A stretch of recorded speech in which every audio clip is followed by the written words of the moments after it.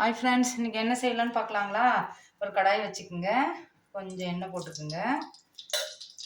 நம்ம வந்து இன்றைக்கி என்ன செய்ய போகிறோன்னா, இங்கே பாருங்கள், இந்த முட்டை எடுத்திருக்கேன், முட்டை அவிச்சு வச்சுருக்கேன். கொஞ்சம் உப்பு போட்டு ஒரு 15 மினிட்ஸ் கிட்ட இதை அவிச்சிட்டு இந்த மாதிரி வந்து போக் வச்சு இப்படி குத்தி குத்தி எடுத்துக்குங்க. நம்ம வந்து முட்டை பெப்பர் மசாலா தான் செய்ய போகிறோம். ஈஸியானது இது, சாதத்துக்கு அப்படியே பிணைஞ்சி சாப்பிட நல்லாயிருக்கும். இது மாதிரி எல்லாமே குத்தி குத்தி ஒன்று ஒன்றா எடுத்துக்கங்க. அதுக்குள்ளே எண்ணெய் காயிட்டோம். இப்போ இதில் வந்து கொஞ்சம் கடுகு போட்டுக்குங்க, கொஞ்சம் ஜீரகம் போட்டுக்குங்க. போட்டதுக்கப்புறம் கருவேப்பிலை வச்சுருக்கேன், அதை இதில் சேர்த்துருங்க. நல்லா நம்ம ஏன்னா நமக்கு வெங்காயம் மட்டும்தான் மசாலா, இதில் சூப்பராக இருக்கும். அடிக்கடி இது செய்யறது நல்லாயிருக்கும். முட்டை அவிச்சனாவே இதுதான் பண்ணுவேன், நல்லா செம்ம டேஸ்ட்டாக இருக்கும். இது நல்லா நமக்கு இது வதங்கிறதுக்காக நம்ம கொஞ்சம் உப்பு போடலாம். இங்கே பாருங்கள் ஃப்ரெண்ட்ஸ், இந்த அளவுக்கு வந்து வெந்துட்டு இருக்கும்போது கொஞ்சமாக இஞ்சி பூண்டு பேஸ்ட் போட்டுங்க. நிறைய வேண்டாம், கொஞ்சமாக போடுங்க. இது நல்லா வதங்கும் போதே கொஞ்சோண்டு மஞ்சள்தூள் போட்டுருங்க. நம்ம உப்பு போட்டிருக்கோம் ஏற்கனவே. இது நல்லா நமக்கு இது எல்லாம் கொஞ்சம் அப்படியே இந்த பச்சை வாசனை போகட்டும். இப்போ நம்ம மஞ்சள்தூளும் இஞ்சி பூண்டு பேஸ்ட்டும் போட்டு நல்லா பச்சை வாசனை போயிடுச்சு.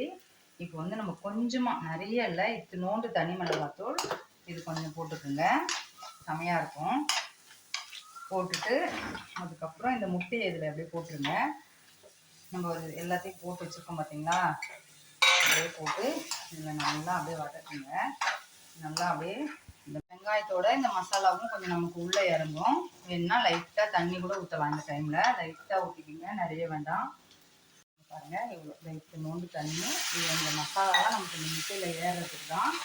இதெல்லாம் நமக்கு அப்படியே அதுவாகட்டும். இங்கே பாருங்கள் ஃப்ரெண்ட்ஸ், நம்ம தண்ணி போட்டோம் பார்த்தீங்களா, அது எல்லாமே வத்திடுச்சு பார்த்தீங்களா, எதுவுமே இல்லை, நமக்கு வெங்காயம் மட்டும்தான் தெரியுது. இப்போ வந்து நான் ஒரு ஸ்பூன் நல்லா மிளகு எடுத்து, நல்லா ஃபுல்லாகவே இது மிளகு தான், சூப்பராக இருக்கும். மிளகாத்தூள் வந்து லைட்டாக நம்ம அந்த கலருக்காகவும் இதுக்காகவும் போட்டது. நல்லா நம்ம பொடிச்சு வச்சுட்டேன். ஒரு நல்ல பெரிய ஸ்பூன் எடுத்து இதை அப்படியே போட்டு இதில் அப்படியே மிக்ஸ் பண்ணுங்கள். கொஞ்சம் நேரம் எல்லாம் ஒன்று சேர்ந்து வரும். இங்கே பாருங்கள் ஃப்ரெண்ட்ஸ், நம்ம போட்ட எண்ணெய்லாம் அப்படியே பிரிஞ்சு வருது பார்த்தீங்களா, இதுதான் நமக்கு பதம். இப்போ வந்து கொத்தமல்லி தழை இப்படி தூவிடுங்க. தூவிட்டு நீங்கள் இந்த சாதத்தில் இந்த மசாலாவை போட்டு சாப்பிட்டாலும் செம்ம டேஸ்ட்டாக இருக்கும். முட்டையும் நமக்கு அந்த எல்லாமே ஊறி இருக்கும். நமக்கு அப்படியே முட்டையை வச்சுட்டு சாப்பிட்லாம். ரசம் சாதம் அந்த மாதிரி சாம்பார் சாதத்துக்கெலாம் சூப்பராக இருக்கும். நீங்கள் இதை உடச்சி கூட செய்யலாம். இந்த பாருங்க, நான் உடைக்கிறதுக்கு முன்னாடியே உடஞ்சிச்சு, அதனால தான் நான் உடைக்காமல் எப்பயுமே செய்வேன். அவ்வளோதான். ட்ரை பண்ணி பாருங்கள், எப்படி வந்ததுன்னு சொல்லுங்கள். லைக் பண்ணுங்கள், ஷேர் பண்ணுங்கள், சப்ஸ்கிரைப் பண்ணுங்கள். நெக்ஸ்ட் வீடியோவில் பார்க்கலாம்.